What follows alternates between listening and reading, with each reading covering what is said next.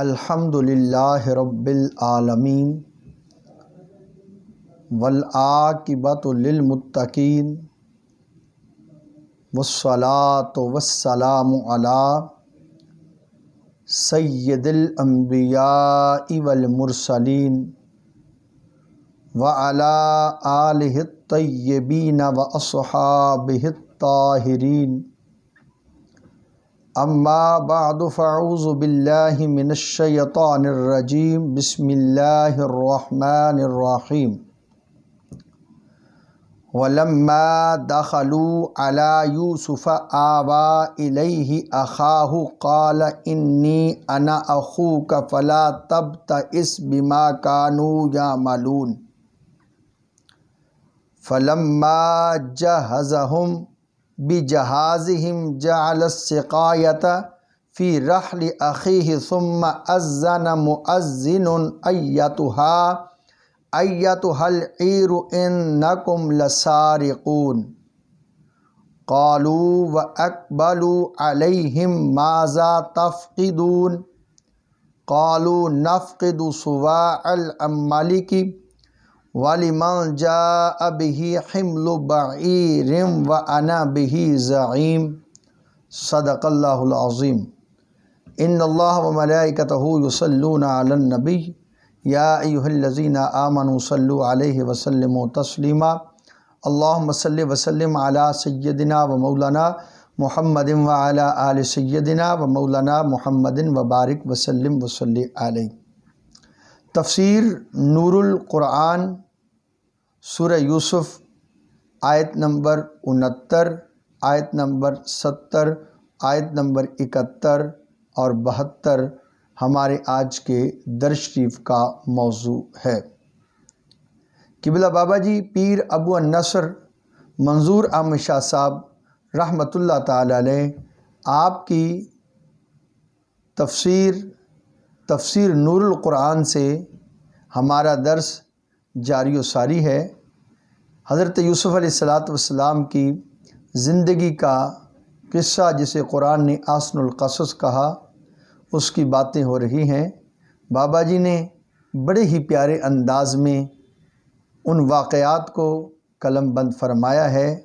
تو آئیے آج کی آیات کے تحت بابا جی کیا فرماتے ہیں، پہلے اللہ کا قرآن پڑھنے کی سعادت حاصل کرتے ہیں، پھر ان آیات کے تحت جو بابا جی پیر ابو النصر منظور احمد شاہ صاحب رحمۃ اللہ علیہ بانی جامعہ فریدیہ سہیوال آپ کیا تحریر فرماتے ہیں، انشاءاللہ ہم پڑھنے کی سعادت حاصل کریں گے۔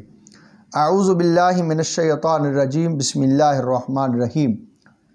وَلَمَّا دَخَلُوا عَلَى يُوسُفَ آوَى إِلَيْهِ أَخَاهُ قَالَ إِنِّي أَنَا أَخُوكَ فَلَا تَبْتَئِسْ بِمَا كَانُوا يَعْمَلُونَ۔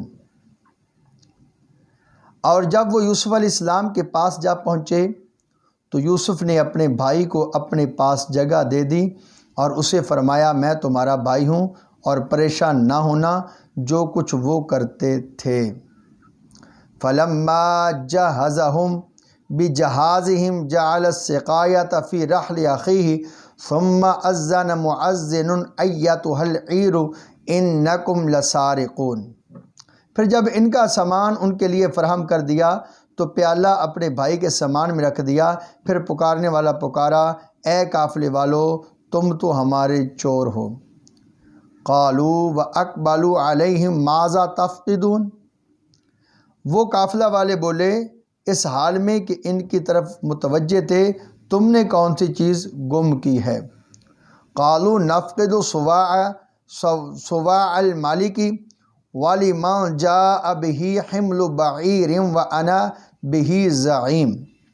وہ بولے ہم نے بادشاہ کا پیالہ گم کیا ہے اور وہ جو پیالہ تلاش کر کے لائے گا اسے انعام کے طور پر ایک اونٹ کے بوجھ کا غلہ دیا جائے گا اور میں اس کا ضامن ہوں۔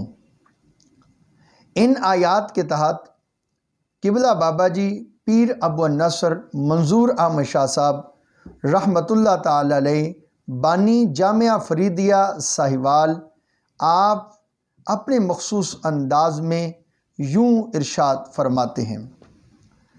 پچھلی آیت مبارکہ میں سفر پر جانے اور وہاں احتیاط سے داخل ہونے کا ذکر تھا۔ اس آیہ مبارکہ میں شہر میں داخل ہو جانے اور درپیش آنے والے واقعہ کا ذکر ہے۔ صاحب روح البیان نے یہ تفصیل اس طرح بیان کی ہے۔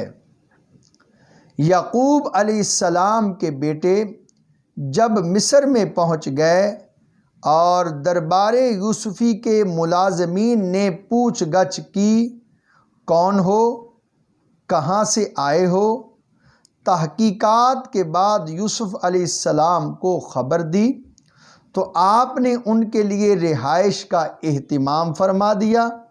ہر کمرے میں 2 بھائی ٹھہر گئے۔ بنیامین اکیلے رہ گئے تو رونے لگے۔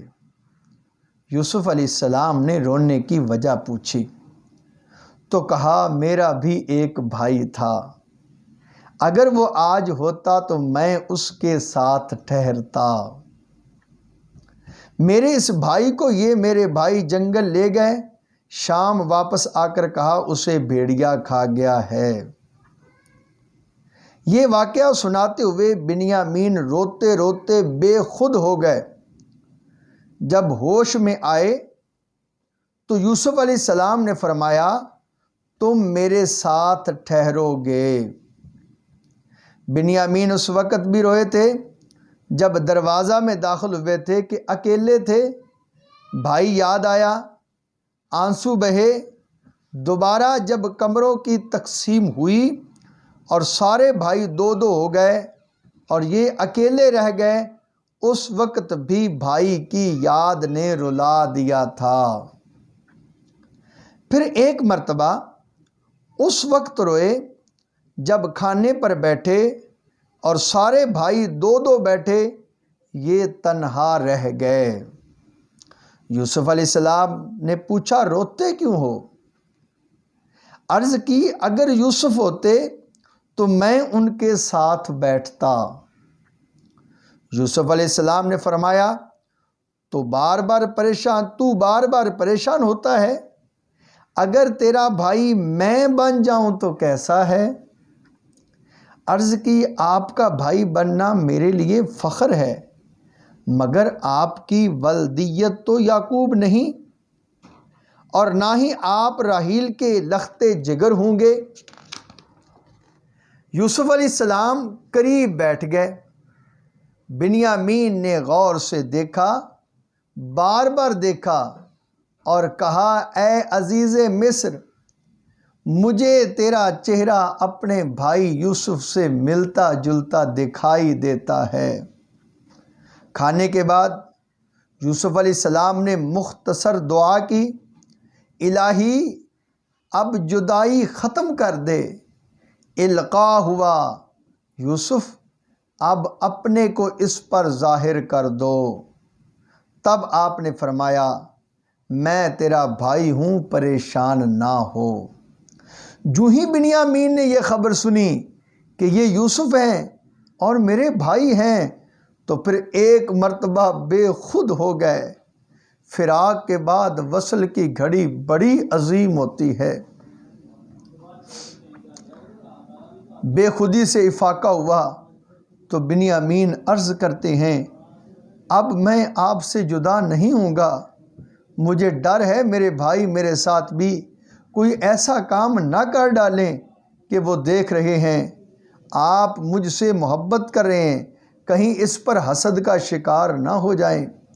یوسف علیہ السلام فرماتے ہیں، بنیامین حوصلہ کرو، میں تمہیں اب ٹھہرا نہیں سکتا، کوئی حل سوچیں گے، حوصلہ کرو۔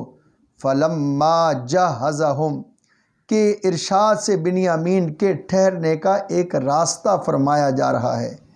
کچھ دن قافلہ کو ٹھہرنے کے بعد روانہ کیا جانے لگا تو ان کے سامان غلہ میں ایک سرکاری پیالہ یا گلاس رکھ دیا گیا۔ یہ پیالہ یا گلاس عزیز مصر کے لیے تھا۔ پھر اس سے ناپ تول کا کام لیا جانے لگا۔ قرآن مقدس کے ارشاد سقایا سے معلوم ہوتا ہے یہ پینے کے لیے استعمال ہوتا تھا۔ یہ برتن بنیامین کی بوری میں رکھ دیا گیا۔ قافلہ سامان خوراک لے کر چل پڑا تو پیالے کی تلاش شروع ہو گئی۔ جب وہ نہ ملا تو اس قافلہ کو روکا گیا اور کہا تم نے چوری کر لی ہے۔ کنعان سے آنے والے قافلہ نے پوچھا کون سی شے چوری ہو گئی؟ کون سی شے چوری ہو گئی ہے؟